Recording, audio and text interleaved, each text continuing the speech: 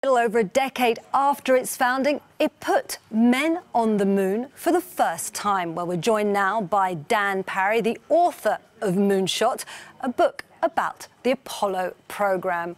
Well, it's been a very eventful 60 years, hasn't it? What are the highlights for you?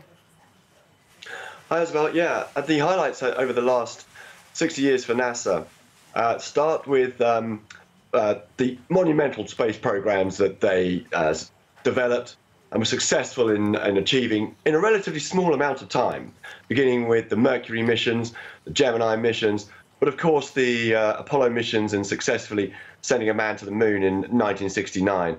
The shuttle missions and the space station missions that came afterwards were no less monumental. But for NASA, for America, and I think for all of us, there's nothing more impressive than sending people to the moon. I think that when Kennedy announced in 1961 that this is what NASA and America intended to do, I don't think everybody quite believed him. Certainly the astronauts themselves were skeptical. Many of the challenges, the technical requirements weren't there.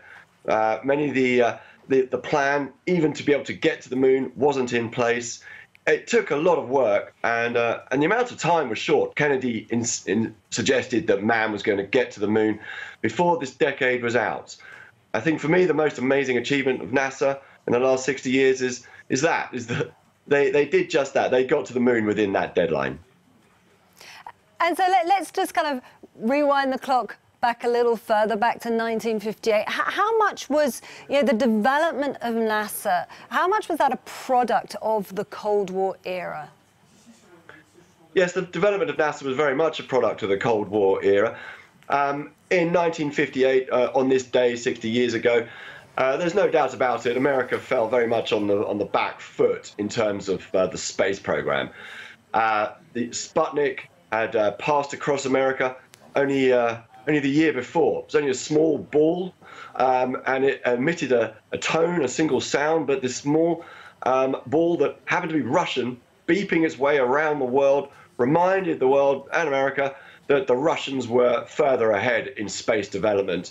America had some way to go. The following summer, in the summer of 1958, the Eisenhower Space Act launched the development of the origin of NASA, which then came into operation on today, this day 60 years ago. That then led to the development of the Mercury program, but again, America was on the back foot there too. In April 1961, when Yuri Gagarin became the first person to get into space, of course, he being a Russian cosmonaut. Al Shepard was sent into space a month later, in May '61. And then just 10 days after Al Shepard's very important, though brief, 15-minute flight, Kennedy then made the announcement that America was going to get to the moon. How you get to the moon, which is a mission of at least a week's duration, of enormous complexity, involving two separate spacecraft, one to carry people to a lunar orbit and a smaller one to carry two people down to the surface of the moon, and then to ensure that everybody comes home again safe and sound.